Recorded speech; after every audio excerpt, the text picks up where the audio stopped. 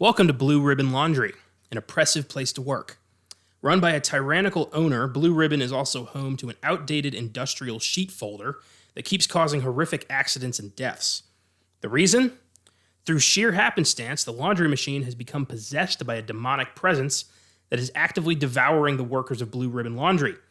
And it's up to a burned-out cop and his occult-savvy brother-in-law to stop it in the reviled but entertaining monster movie from the mind of Stephen King, 1995's The Mangler. I'm Connor Eyzaguirre. I'm Austin Johnson. And this is Filmgazm.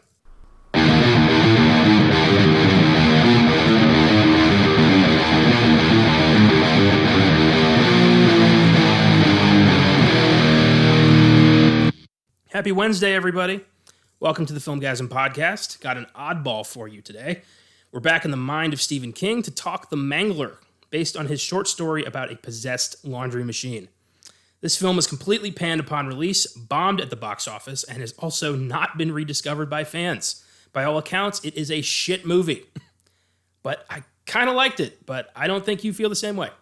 No, not necessarily. I didn't think it was like a, pile of shit or anything. But it's not totally for me. I will say that there are some great gore here, some good makeup, and the characters, though, are something I just couldn't really get over.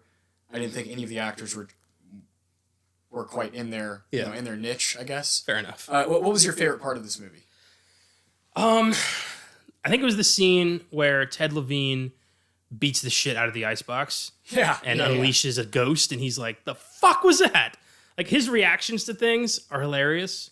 Yeah. I think he overplayed his character a bit. I think that he went way too hard to be like grizzled, burned out cop.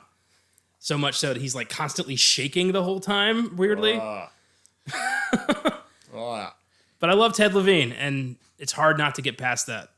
You have more of an affinity for him. Obviously, Silence of the Lambs is very important to us here at Filmgazm, and important to horror fans and film fans all around the world. And he's a big part of that, right? He's a big part of the scare and the creepiness and the unsettling aspect of Silence of the Lambs. So Ted Levine, and he has plenty of roles to point to. He definitely is part of the reason. Like you said, if you don't buy into his kind of like weird, like you said, the shaky and the voice is so odd. If you don't totally buy into it, then, you're going to be in for a long hour and a half of, some weird shit. Well, I've read the story, and the story's about 60% of the movie. They added a lot because it's only 20 pages long. I figured, yeah. So they had to add a lot to cover the over. And it's weird what they added. Like in the story, there's no like eternal cult of rich people who's sacrificing their 16-year-old daughters. That's not in the book. Yeah.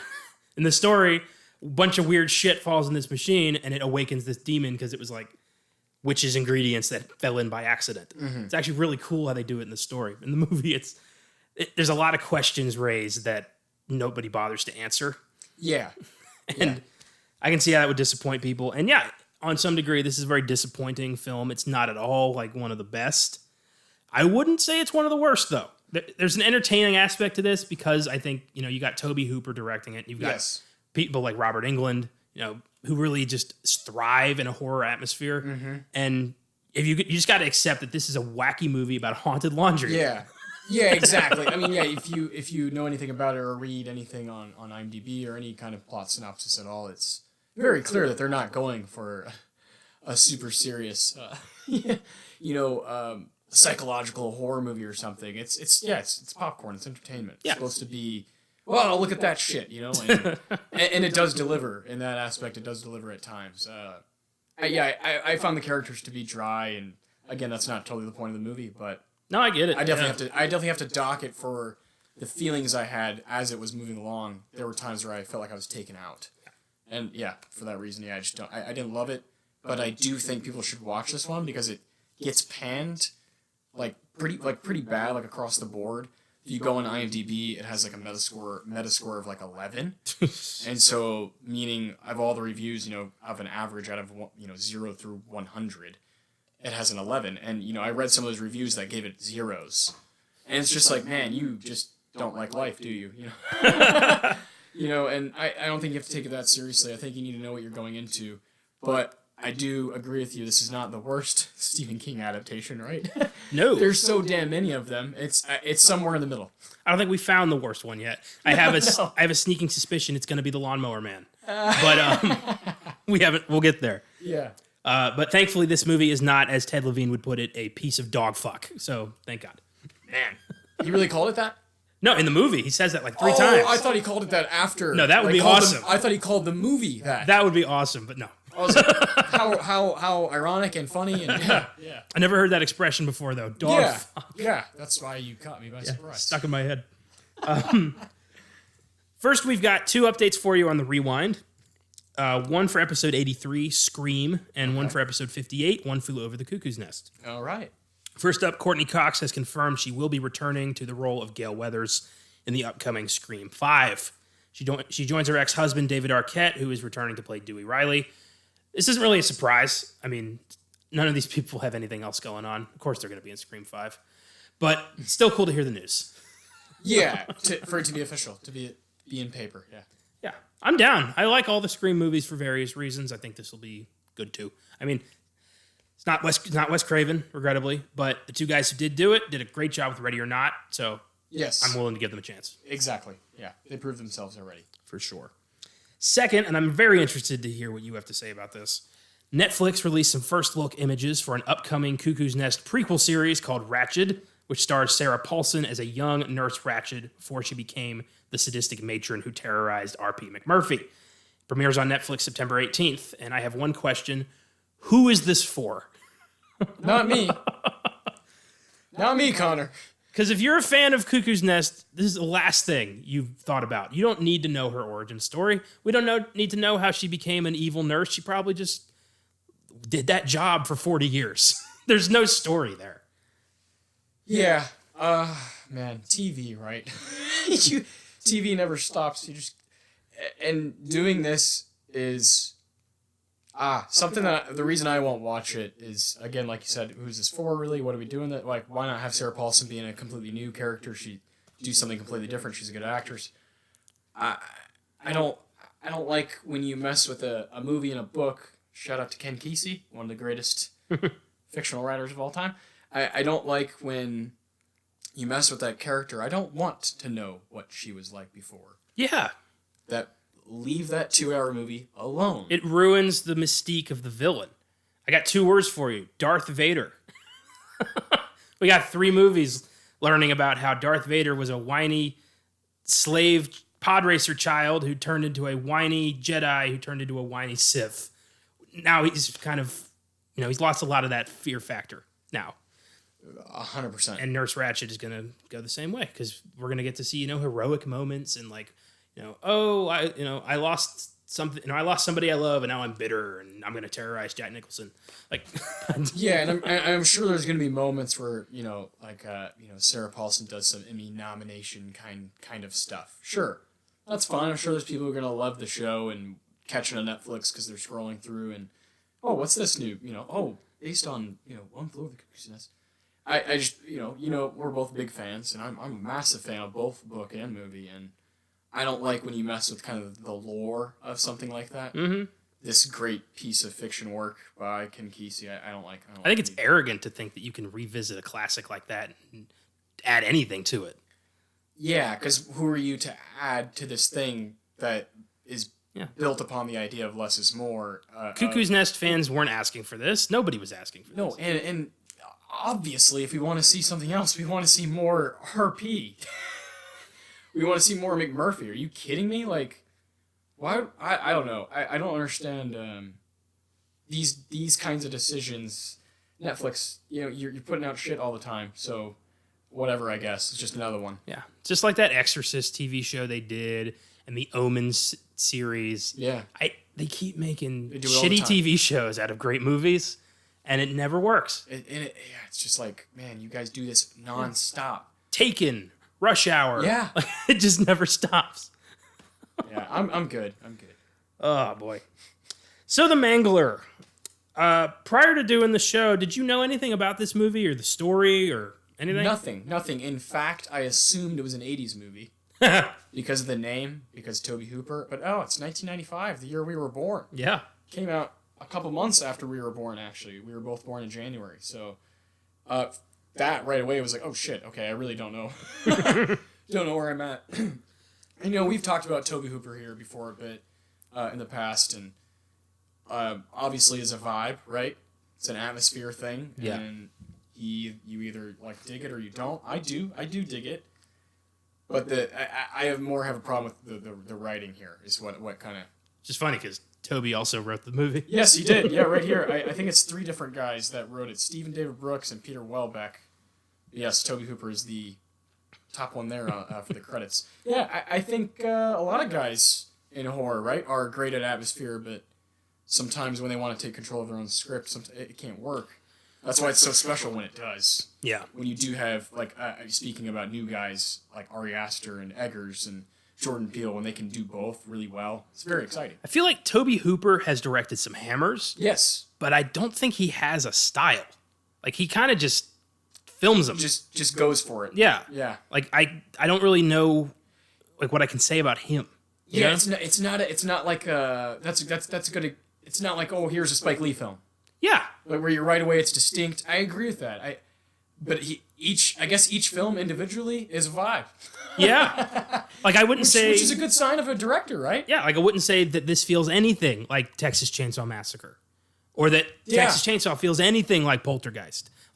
It's weird. They're all their own. Yeah. But you look at a guy like Wes Craven, and his films all feel very much like a Wes Craven movie. For sure. I don't really have a point here. Just something I noticed. I'm glad you brought that up. I definitely feel the same way when you think about it.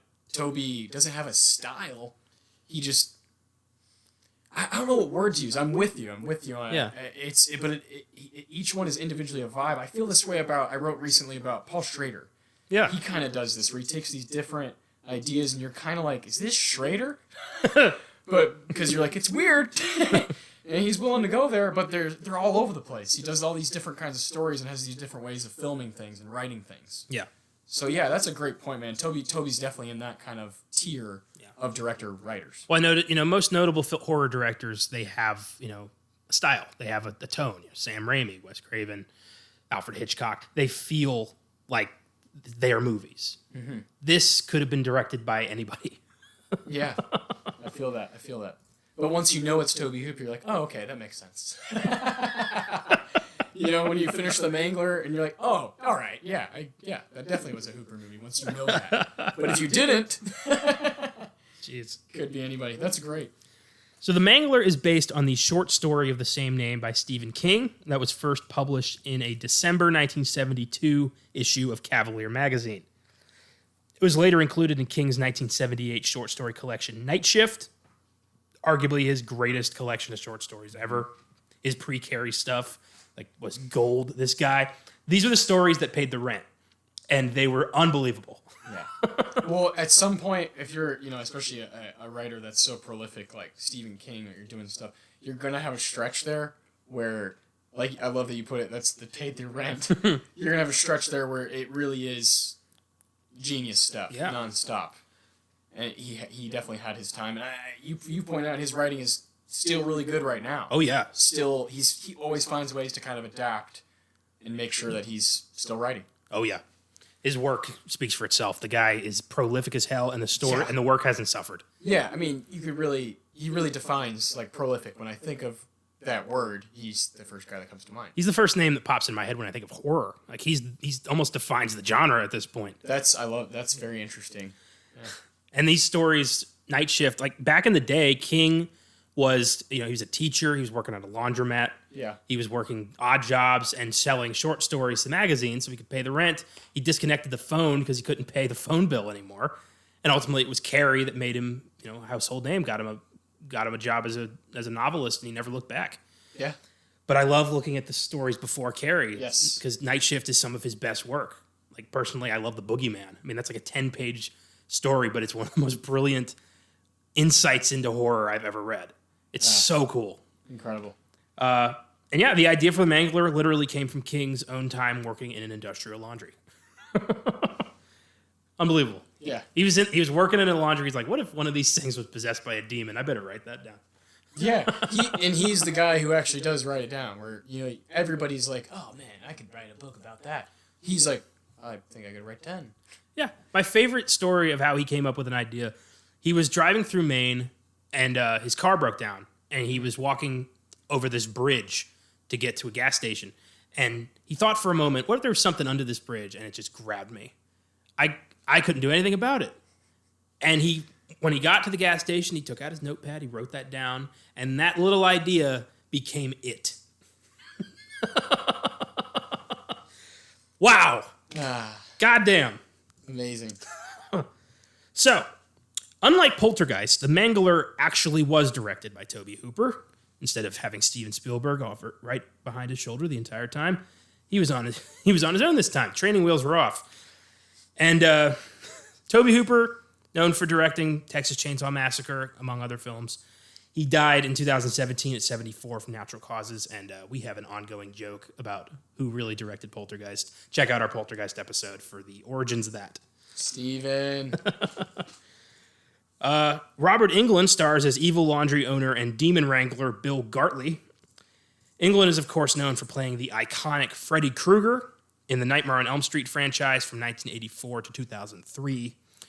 And it's going to be tough for anybody else to stand up to that. I mean, Jackie Earle Haley gave it a try in 2010. I thought he wasn't bad, but the movie sucked something awful. Yep. And the name that's being tossed around right now, oddly enough, is Kevin Bacon, which could be interesting.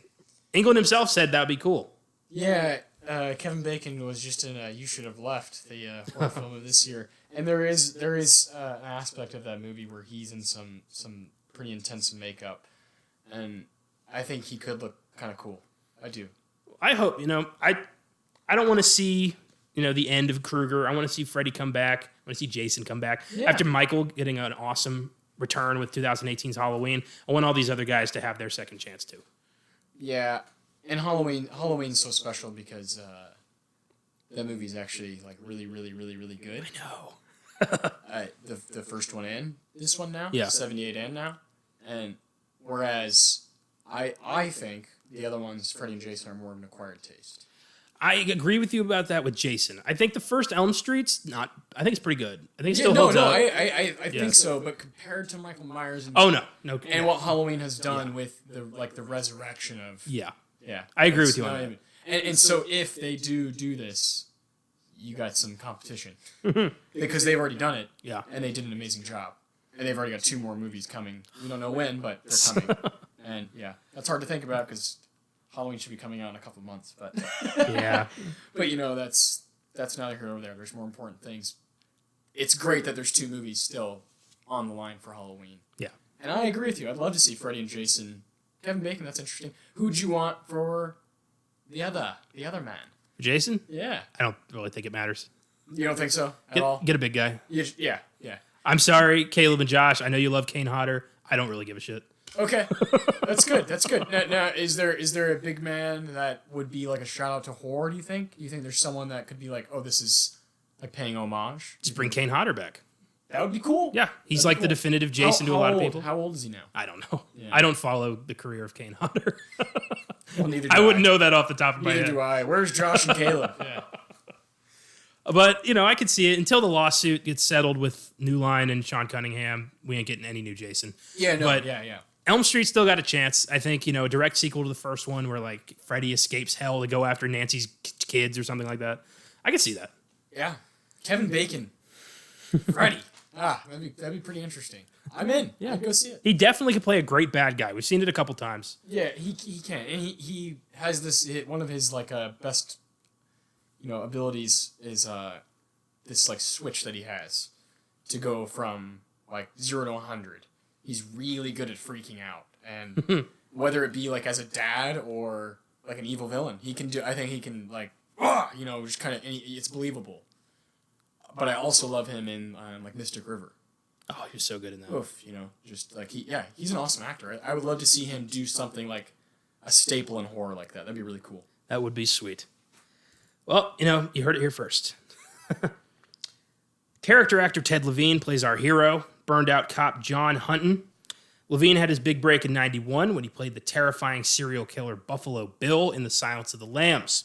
He's also appeared in such films as past podcast topic, Shutter Island, Heat, Wild Wild West, and he had a leading role in the USA Network cop procedural comedy Monk. He's one of my favorite actors, and he's a big part of why I like this movie. Yeah, you definitely don't have...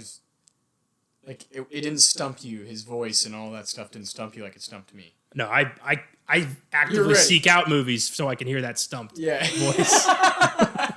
I love that. I was watching it with Brianna, and she was like, why is he talking like that? Fair enough. It's Ted Levine. Fair enough. It's Ted Levine, yeah. It's Ted Levine. Yeah. Dude never left Buffalo Bill. Yeah, well, she's like, that's that fucker who plays... And I was like, yeah, that's him. That's that fucker.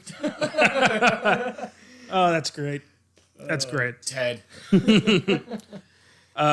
Daniel Matmore plays Mark Jackson, Hunton's brother-in-law. Matmore has had bit parts in various TV shows and has done voice work for video games, but this was unfortunately the most high-profile thing he was involved in. His IMDb doesn't even have a photo. Mm-hmm. I saw that. Yeah. And he's not bad in this. I was like, his character comes out of fucking nowhere. Yeah. But he's not bad. Yeah, I agree. I read about half of the story earlier today just to like kind of refresh, and I was actually surprised where I'm like, holy shit, there actually is a Mark Jackson. It's been years, and I'm like, this is actually pretty damn close. Like about half the movie is pretty damn close to the story. Awesome.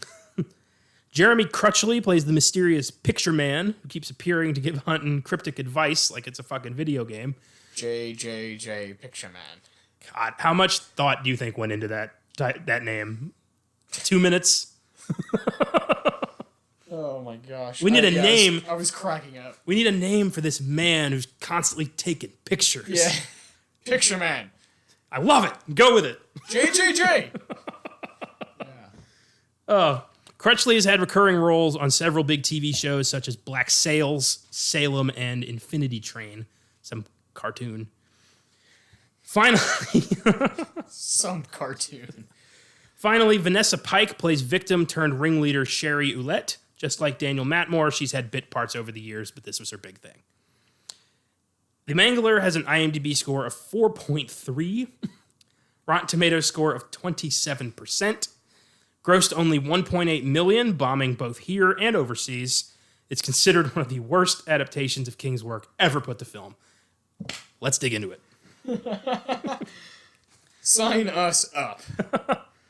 So, welcome to Gartley's Blue Ribbon Laundry Service, a laundry press owned by Bill Gartley. The trouble in this film begins when Sherry, Gartley's niece, he's very overprotective of, accidentally cuts herself on the machine, and her blood gets into the Mangler. It's an industrial sheet folder. They call it the Mangler because if you get stuck in there, you get mangled, to put it lightly.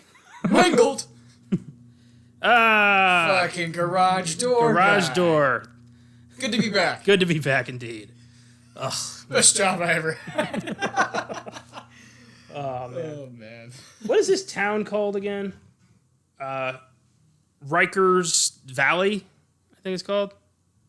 It sounds right. I'm looking here. I know it's not Rikers Island. That's a prison. Yeah.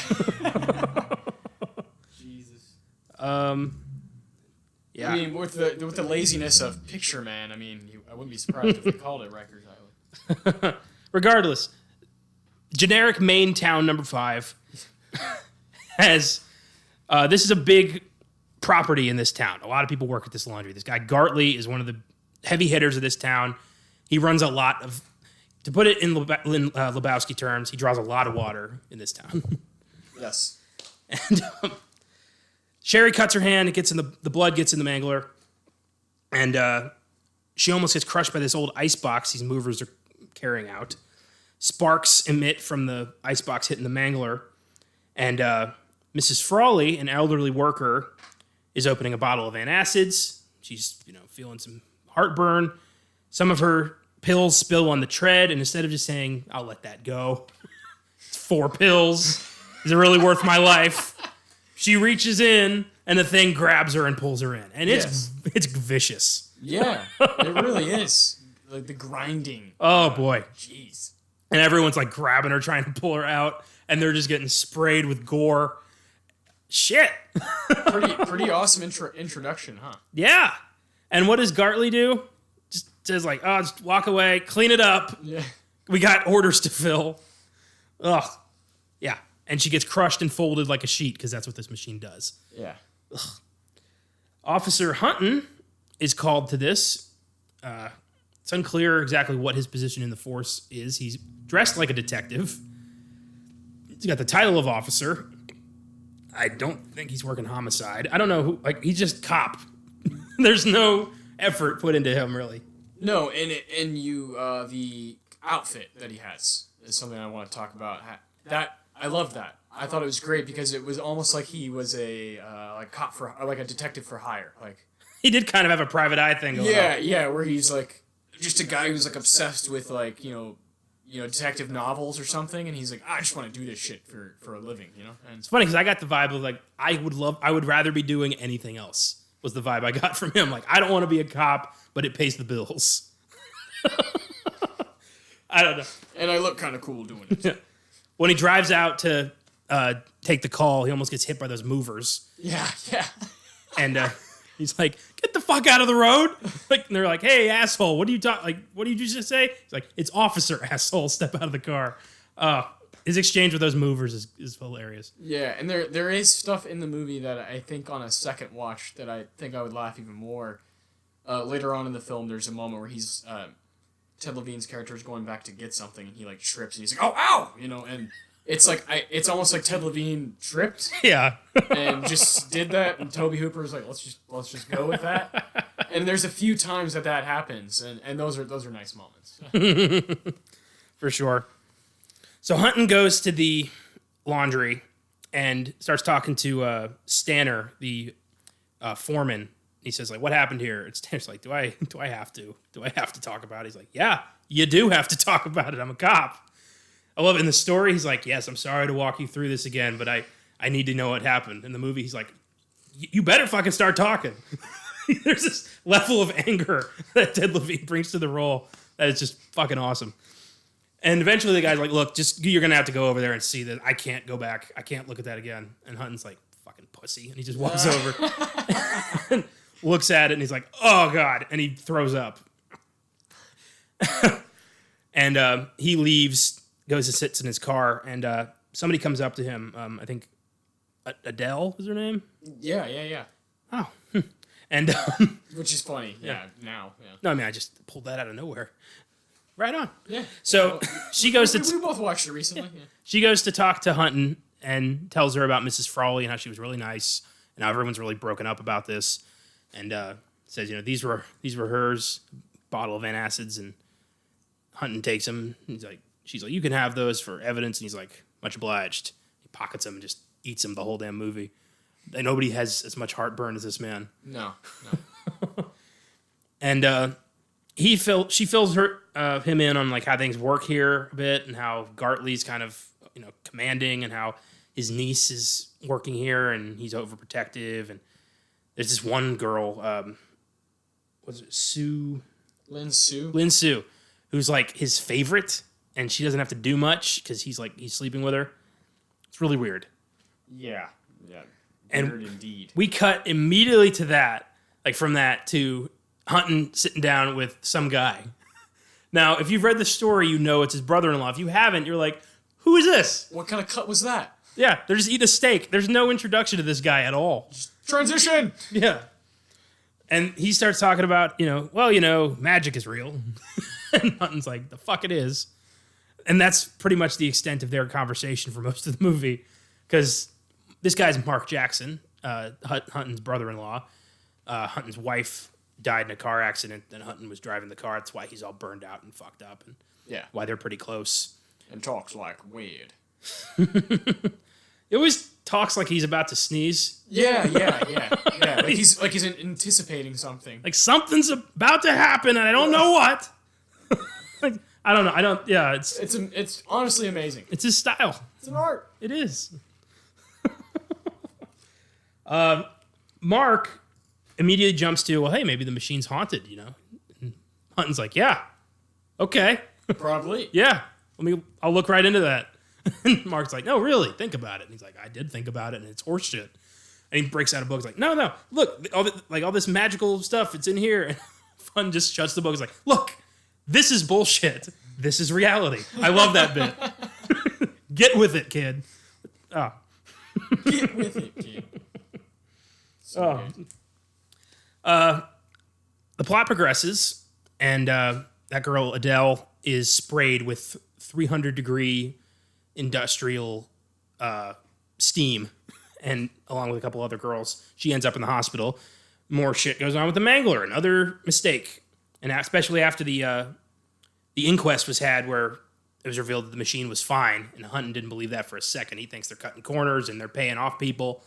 He's looking at it from an industrial espionage point of view, where Mark's immediately like, that thing's a demon, which he's right, but that's a weird place to go to first. Yes. Yeah. What do you know that we don't?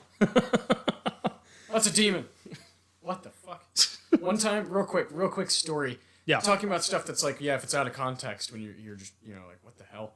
There was one time I was at a concert at Red Rocks in Colorado, and there was a drunk-ass fan in front of us. It was a Father John Misty show, and TV on the radio was opening. Oh, right on. And so when TV on the radio was playing, this guy's wasted. Father John hasn't even come on the stage yet. So we haven't got to the headliner, and this guy's gone. And me and my buddies are watching him like, oh my God, look at this guy. And he starts screaming. This is a song name for TV on the radio, is Let the Devil In. He starts screaming, let the devil in! Let the devil in! And people are like, whoa, like, what's wrong with this guy? And the singer for TV on the radio heard him, and he goes, hey, bro, out of context, you sound crazy. Oh, that's awesome. And he said, it's not in our set list. And they kept playing, and that guy ended up getting, escorted off because he couldn't sit in his seat. Oh, my God. But I always point at, like, when you take, like, dark things out of context, you sound like a madman. I am writing that song title down because I want to check it out when we're done here. I love TV on the radio. Me too. Yeah. It's a good song, but it was like, dude, stop. Even if that's your favorite song of all time, you just don't start screaming that. That's fucking awesome. In the middle of these people who might not be here for TV on the radio. They're probably here for Father John, so they might not even know what that song is, and so you literally sound crazy. Amazing. It was a great time. That's awesome. That is an awesome story. My God. So Mark inquires, like, after they learned that Sherry cutting her hand on the machine instigated this whole thing. Mark inquires, maybe she's a virgin. And Hunton's like, well, let's go ask her. Yeah, excuse me, miss. I'm a police officer investigating this possible haunted machine, and we need to know if you're a virgin. I love thinking about you got three guys who are credited for the screenplay. I love thinking about them three, like, all right, how should we transition this part? It took three of them to figure that out? Like, oh my God. Dude, the film editor is at fault here. Yeah. Well, yeah, really, because, you some of the transitions are, like you pointed out earlier, if you didn't know the story, you're like, what? It's fucking jarring. Yeah.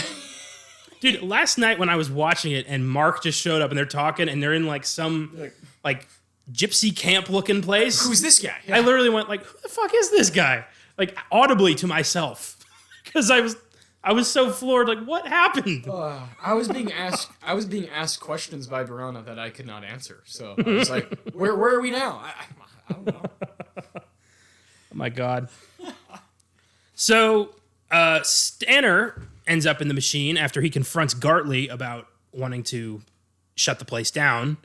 Stanner gets his arm caught in the machine, and the maintenance guy tries to cut it off with an axe, but he's like, I can't do it. And Stanner's like, ah!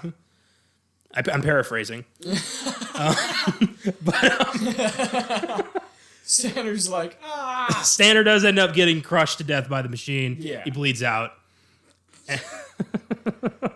Nobody makes me bleed my own blood. Except the industrial laundry machine. Goddamn. I'm going to jump around here because, honestly, these plot synopsis we're using is pretty vague. So I'm just going to kind of leap around. It is vague, yeah. Hunton eventually decides, let's go check this place out. So he goes there, and he ends up caught in the machine, and it, like, barely tries to eat him. It's like, huh. Yeah, he's like, oh God, kind of rolling around on it, and it's not even open. Like, it was pretty ridiculous. But it's like whoever on the crew, whoever's running that machine is like I guess on lunch or something. But prior to that, we had the scene with the icebox, where that icebox that was almost crushed Sherry and then almost crushed Hunton ends up in this front yard to these people who didn't deliver it. We never really find out what the fuck was going on with that. Their kid disappeared, and they find him dead in the icebox. And Hunton goes to investigate this, finds a bunch of dead birds in the icebox. Clearly, this thing has been touched by evil, just like the machine at the laundry. And that's what Mark says, and Hunton's like, no, it's just a fucking icebox, and I'm going to kill it with this crowbar. And, or this hammer. He beats it with a hammer, he knocks the top off it, and a fucking blue ghost wave shoots out of the top of the icebox. Yeah. And Hunton's just like, the fuck was that? And Picture Man's like, it's a mystery, you gotta solve it, Hunton. And then walks away. Do you believe now? Who is this guy? This is the scene I'm talking about when he goes to get the hammer. He's like, ow! Like, Ted Levine just did that shit. That was not in the script. I love it. And after that bit, it still takes a while for Hunton to come to terms with the fact that this is a demon. Yeah. I mean, he witnesses... that didn't convince him right away. He witnesses liquid evil just fly out of the top of an icebox, and he's like, nah. Yeah. Yeah. My God. Not for me. So when Hunton goes to Gartley to confront him about this evil, he finds out Gartley has been... Gartley and the town elders of Rikers Valley have been sacrificing their virginal daughters on their 16th birthdays to this machine in exchange for wealth and power, because there's a demon in this machine that was put there at some point. I mean, so this isn't new. This wasn't accidentally brought on by Sherry and the Belladonna. What? Pick a lane. It can't be happening for decades and brand new. You can't have it both ways. Yeah, not very clear. Not very clear at all. So Hunton is feeling a little defeated, but still wants to stop this. And he goes to talk to Picture Man, who is wants to develop these pictures. He goes to the morgue to see the body of the... I love that part when he goes to the morgue to see the body of Mrs. Frawley. Yeah. And it went from a 2-pound pile of guts to somehow being a fully stitched together body. What the fuck? And he's like, you'll be proud. I had so little to work with. Yeah, you had nothing to work with. You had blood and a small intestine. Oh my God. Brilliant. And it's through Picture Man that of course Hunton finds out about the sacrifices. And him and Mark realize, well, we can't sell this to a priest. We got to exercise this ourselves. Yes. And there's that brief bit where Hunton calls his boss and is like, how much is Gartley paying you? And he's like, you're suspended. Oh yeah? Fuck you. Well, you're terminated now. It's very over the phone complete career ruination that was pretty quickly. Yeah. I didn't buy it. I'm dealing with ghost and evil, liquids. Evil liquids. You're fired. They go to talk to Sherry at some point. I know this is not coherent anymore. This whole plot synopsis is fucked up, so I'm just kind of throwing out my favorite scenes. Yeah, we're using because the IMDb one is actually worse. It's whoever wrote it just fell asleep. It's the first scene in very good detail, and then they just stopped. They're like, this movie's not worth me giving every. And then the Wikipedia one, is just not very coherent. It's kind of all over the place. Yeah, so fuck it. The Mangler, baby. Yeah. This was nobody was, any of our listeners, I guarantee you nobody was like, when are they going to do the Mangler? Oh my God. Yeah, and unfortunately it's not on a streaming service. Oh no, we paid for this one. So it's $2.99 wherever you look. I would still pay for this over The Exorcist 2. Me too. I still think that or Swamp Thing are the worst movies we've done so far. Well, Swamp Thing was on YouTube, thank God. Yes. Because, that was a travesty. This is not that bad. And this time, we don't even have Adrienne Barbeau's tits to look forward to. So, what do I get out of this, really? You get... I get Ted Levine and his cool voice. Yeah, and some pretty spectacular gore. Yeah. That's true. It's very true. Yeah. They go to Sherry's house and ask her, straight up, are you a virgin? And she's like, how dare you? Get out of my house. In the book, she's literally just yeah. It's that simple in the story. That's me. In the movie, she's like, "Oh my god!" Like she's so horrified. How dare you? Oh god. So eventually, Sherry realizes what's going on here and like realizes Gartley's going to kill her. Yeah. So Hunton and Mark go to her for get her help on this exorcism they're going to try to do. They go to the laundry, and they start trying to exorcise the demon, and Hunton starts fighting Gartley, this like 70-year-old man in crutches and leg braces, and lo and behold, he ends up in the laundry, and the machine folds him, and it's pretty ridiculous. He's just like and then dies, but the machine, it's awesome. Mark is doing the rites of exorcism. Hunton starts yelling the Lord's Prayer, and somehow it looks like it works. The machine crumples out, and they celebrate by taking some antacids. And Mark's like, "What's in these?" And he's like, "I don't know. I took them off the old lady." He looks at it, he's like, "Belladonna? Oh God!" Because if Belladonna's in it, that means this demon is 300 times more powerful than they thought. Yeah. So it comes to life on cue, and rips itself out of the ground and starts chasing them. Yeah. It is spectacular. It's bonkers, man. Oh my God. Never watch this film stoned. It's going to fuck you up. You will not believe what you're seeing. You will never do your laundry again. And they're running through the warehouse being chased by the Mangler. And this place is fucking huge. It's like a Lovecraftian tunnel. Yeah. And Mark gets ripped in half, regrettably. And Hunton and Sherry go down the stairs. Sherry decides, "It's me it wants," and jumps at the Mangler. And Hunton's like, "Stop it! Get back here! Stop it!" It's me it wants. And she shoves her hand in this thing. And he pulls her out. And they just keep running. Come on. And suddenly, as they're hiding in a tunnel, something falls out of the machine into the water. The machine roars, and then it draws back and, I guess, dies. Yeah. John Hutton, they escape. And waiting to hear news of what happened with Sherry, Hutton receives a letter from his friend and confidant, JJJ Picture Man, who recently died of... Sounds like a fucking South Park character. I know, right? God. It doesn't sound like a legit character in fucking anything. Picture Man! Yeah, like, what is this? Oh, my God.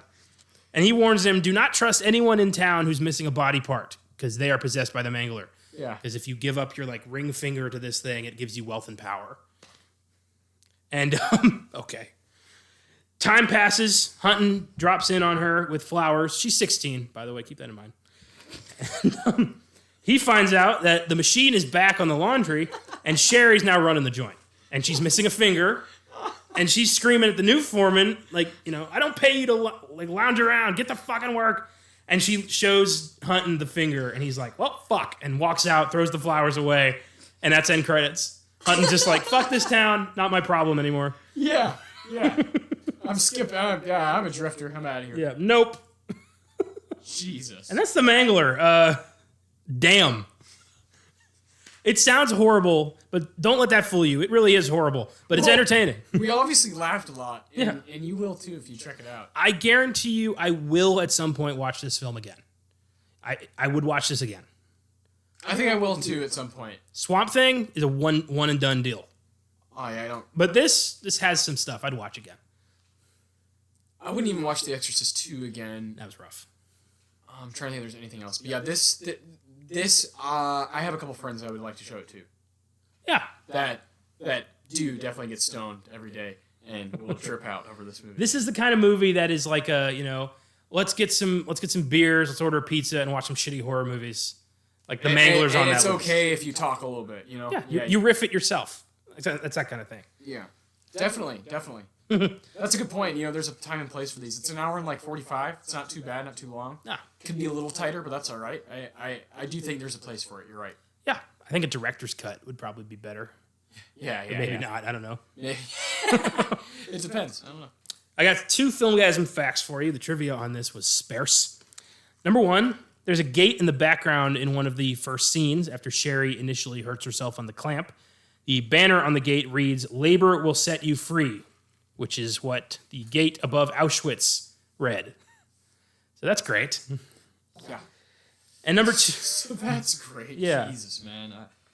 Number that's 2. That's an IMDb? That's just one of the... That's the first one, yeah. Jesus. Number 2, Jim Cummings, the voice of iconic characters such as Winnie the Pooh, Tigger, Darkwing Duck, and a bunch of other characters I've never heard of. Dr. Robotnik, I know who that is. And he provided the vocal effects for the Mangler when the thing is chasing him. Oh, there you go. And he was very excited to work with Tobe Hooper, who he was a fan of, but he felt that the strain put on his throat when making the Mangler noises and the quality of the film itself was not worth the effort. So Jim Cummings like, why did I do that shit movie? He once saw the film on television and was and was amused to see that his name was misspelled as Tim Cummings. Oh, no. In the end credits, which meant he got paid to do a bad film and no one would ever know that he was involved. That's good. That's good. Oh, God. Never change, Tim Cummings. I agree. Yeah, that's fantastic. There were, amazingly, 2 direct-to-video sequels made of this. 2002's The Mangler 2 and 2005's The Mangler Reborn. Jeez. Not much to say about either one here, but they are in the book. Lance Henriksen is in part 2. There you go. And I'm sure they suck something awful. Yeah. But probably. we will get there. One day. The book will give them to us one day. Over 2,100 options now, so who knows? I personally give The Mangler a 7. There's something about it. Is it a good movie? No, it's not. I'm not delusional, but it isn't boring. I'd watch it again. That's a good point. Is it a good movie? No. Yeah. Clearly, if you've stuck with us listening, thank you. And it is worth going down if you're a horror fan. I think, or a Stephen King fan, which means you're probably a horror fan. Yeah. I don't recommend it to just everybody, right? No. It's certainly it's an acquired taste. I'd give it a 6. I think there's some writing lacking there, but there are certainly moments for horror fans that are worthwhile. For sure. I mean, obviously, if you're a King fan and you're watching, Stephen King's movies, there's a bit of a completionist streak involved. Yeah. That's definitely me. I don't count Mangler 2 and 3 in there because those weren't based on shit. Just like I don't count, Children of the Corn, 2 through 9. Like, what the fuck? But, yeah, I think if you're a King fan, you'll find something about this movie. Yeah, for sure. So, in place of the spotlight, we're going to try out a new segment. Okay, yeah. This is an idea Austin came up with called Movie Draft, and I'll let him take the reins here. Yeah, so I want to give credit to, there's a few podcasts who have done something similar to this. Not quite what we're doing here. The one most famous or popular would probably be the Big Picture podcast. Did it not too long ago, but what they did is they took 2010 and they did a movie draft with 3 people on their podcast. If you want to go listen to that, I suggest if you're a big movie fan, but what we're going to do here is quite a bit different, but it is going to be a 2019 movie draft. Connor and I saw a lot of movies in 2019, last year. I think it's actually 53 to be exact. So what we've done here is separate them into genres, into categories, if you will. And him and I are going to go back and forth and draft them. Meaning if I take one, it's off the board, Connor cannot have it.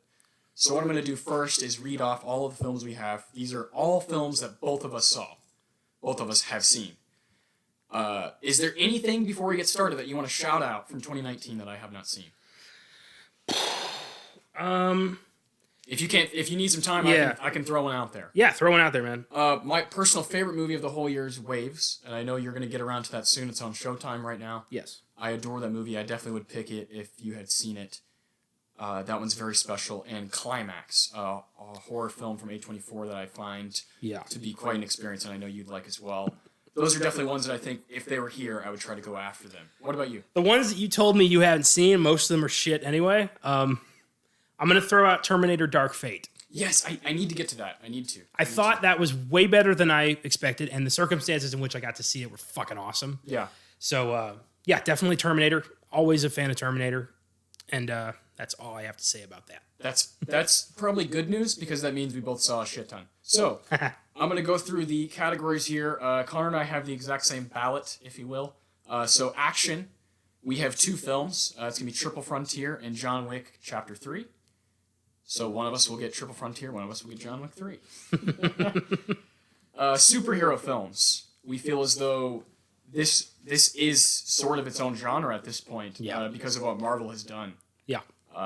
That's enough said there. Shazam, Captain Marvel, Spider-Man Far From Home, and Avengers Endgame.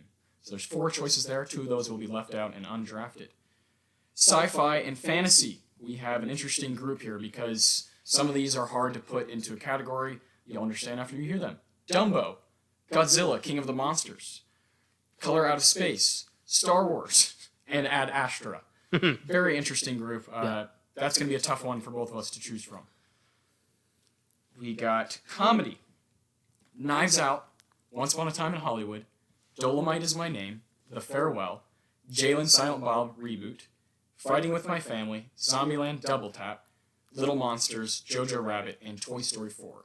Now, Toy Story 4 is the only animated movie that we both saw in 2019. Yeah. So we felt like we should just throw it into the comedy because that's the closest genre, right, to it. Fair enough, yeah.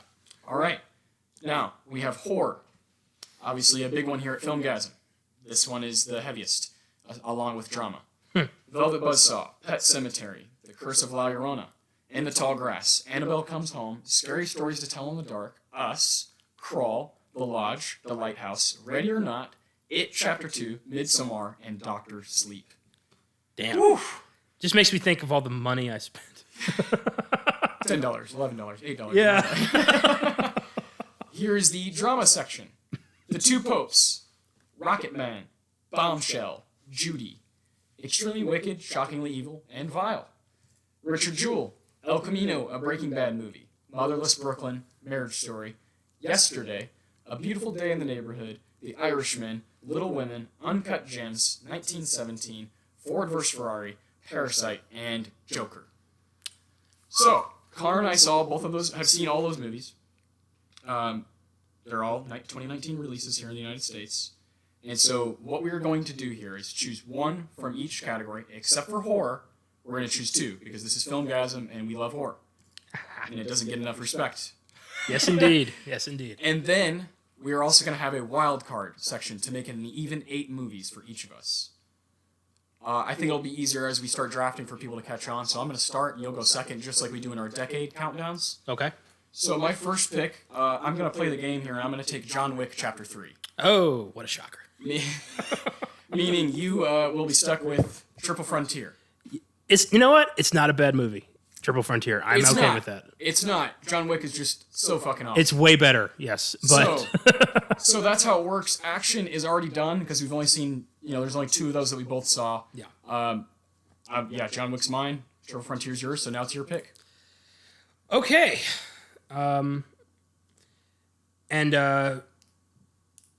Do I have to go to superhero, or can I go wherever I want? Whatever you want. You could do your wild card right now if you want. You can do my wild card. Whatever you want, my friend. Okay. I'm going to go to comedy, and I'm going to take Once Upon a Time in Hollywood. Shit!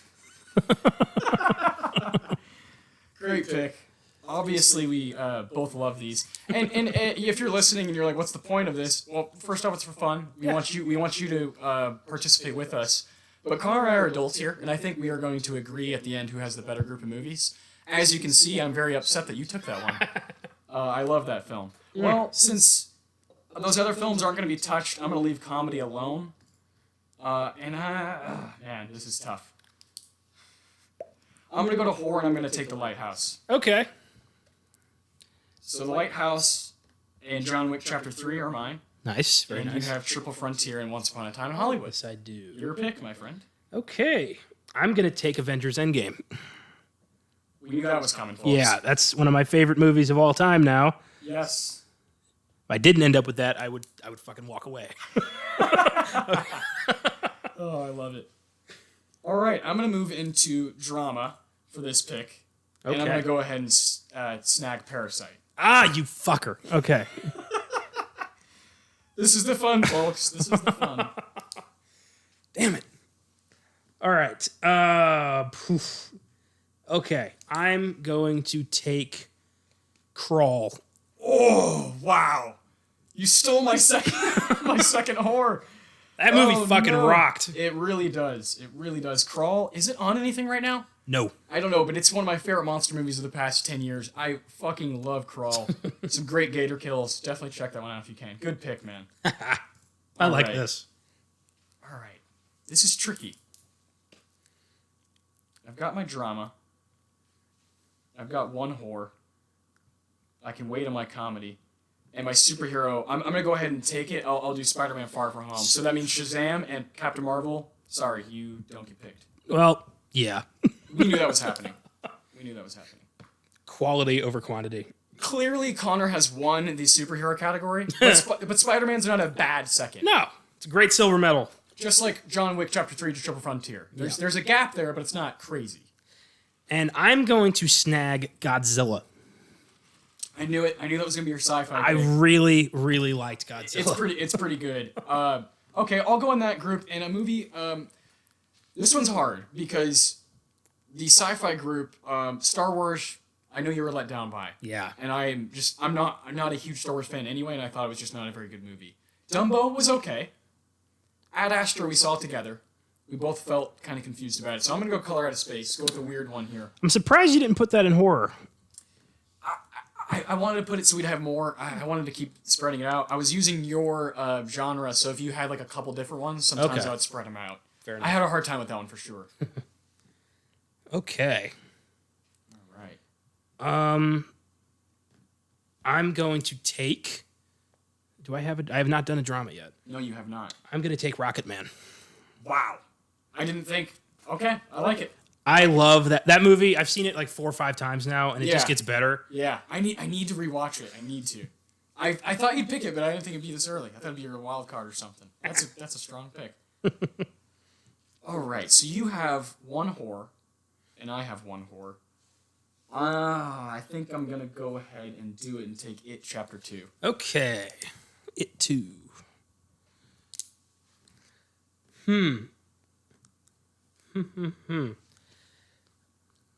There's some movies in here I feel like I don't think I gave them as fair of a shake as I could have. I'm wondering if I should pick one of them. Not fuck it. Give me The Lodge. I like it. So that's your second horror. I gave that a 7, but the ending really fucked me up. So I think I might go back into that one at some point. Yeah, that movie deserves a reevaluation. It's got a really cool atmosphere to it. Yeah, for sure. Good pick. So our horror is done. You got Crawl in the Lodge. I got The Lighthouse and It Chapter 2. Yeah. Solid group there. I did think one of us would get Scary Stories. Yeah, I was going to go with Scary Stories or Ready or Not. Yeah, Ready or Not is solid. Yeah, but really solid. The Lodge, I don't know, something spoke to me. Yeah. I think some people might be like, well, what about Us? We both didn't feel as strongly about that one as these others. No, I didn't like Us. In fact, most of those movies I didn't like. 2019 was a pretty shitty year for horror. For horror, it wasn't the best. Yeah. All right, well, let's go to comedy, because you have Once Upon a Time. Yes. I'm going to go with what I think is probably the second best movie of this group and go with Jojo Rabbit. Okay. Very nice. So now all we got left is the wild card, right? Well, yeah, both of us have left our wild card for the last pick. Right? Is that right? 1, 2, 3, 4, 5, 6, 7. 1, 2, 3, 4, 5. Yeah. Yeah, you're right. Okay. Whew. And wild card can be anything. Yeah, man. What do I want as my final movie? Oh, shit. Well, I'll go so you can finish it off. Okay, sure. I don't think you're going to take this one anyway. My wild card is going to be a wild card through and through. It's going to be Uncut Gems. Oh, very nice. Very nice. What about you, my man? I think I'm going to take 1917. I figured. That movie. What a strong wild card. I like it. Okay. So you have your 8. Let's hear them. Triple Frontier, Once Upon a Time in Hollywood, Avengers Endgame, Crawl, Godzilla, King of the Monsters, Rocket Man, The Lodge, 1917. Yeah, I like it. All right, so mine would be John Wick Chapter 3, Spider-Man Far From Home, Color Out of Space, Jojo Rabbit, The Lighthouse, It Chapter 2, Parasite, and Uncut Gems. This is tough. This is tough. Where do you think you have me the best on your list? I've got you beat with Once Upon a Time and Endgame. But I think like for sure. Yeah. But you've got big points with Parasite. Oof. Parasite 1917 is a tough battle. Oh man. Let's go back to the horror conversation. Okay. Who do you think has the better two horror movies? If you're to do a double feature of my two movies or your two movies, what do you think is a... I think you picked some cerebral stuff. You have The Lighthouse, which is very much... I would say it's an acquired taste. I think you have to be ready for something like that. For sure. Crawl, you could jump in right now at any moment and be like, that's entertaining. That's a good point. It Chapter 2 is almost 3 hours long. It's a feast. It's a feast. Feast. But at the same time, The Lodge is a tough movie to define and kind of explain. I think a double feature of The Lodge and then regroup with Crawl. Yeah, whereas mine is like, no. I don't want a 5-hour It Chapter 2. I think you're right. I think yours grouped together a little bit better. I think maybe a better grouping with mine might have been to go with like something a little lighter, like Scary Stories, which is a little bit shorter. Yeah. Yeah, I think you do have me slightly beat in that horror category as well. So 1917 or Parasite. At this point, do you like one better than the other? Shit. That's a tough... I'm definitely partial to Parasite. I think I always have been. Yeah. But they're both so damn good. They are both fantastic movies. I think Parasite is better with a rewatch because 1917 is such a grand scope of a movie that I think it loses a little bit of that on the small screen. Fair enough. Parasite just gets better with every watch because you notice certain things about how these people act. Yeah. So I think you have me beat on Parasite. And then then we also have Uncut Gems and Rocket Man. It's tough to put those two films against each other. They're not really comparable, right? Yeah. So I think what we have here, I think you slightly beat me because, and I am willing to admit that because of the Avengers and the Once Upon a Time and the slight horror gap. But I think we're pretty close. I think with horror, you went artsy and I went more, what do I want to watch? Like right now. That's I totally see that. And then Jojo Rabbit I simply chose because I think it's the second best movie within that comedy group. Yeah.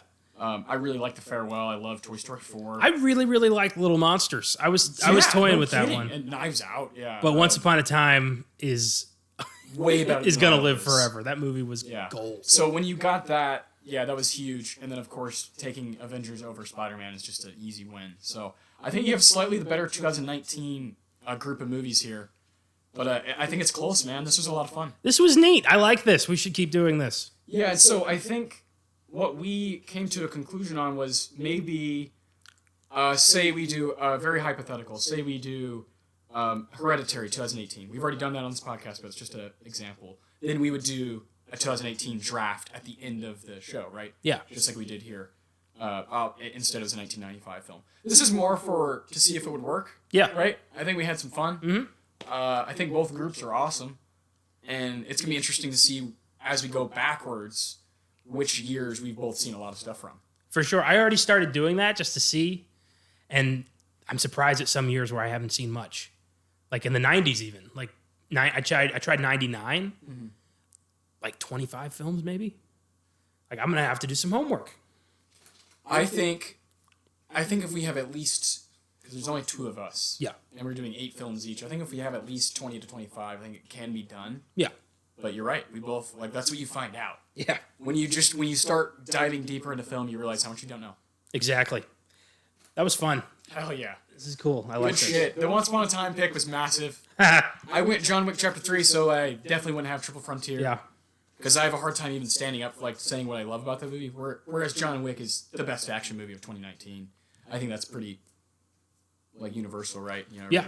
John Wick, the trilogy is amazing. So good stuff. Yeah, but grabbing Parasite was smart because that movie has elements of almost everything there. Yeah. Well, that was my chance. Yeah. Well, maybe next time. Good stuff. Right on.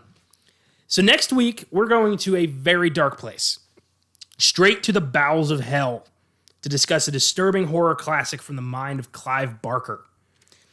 What happens when you find yourself solving a demented puzzle box?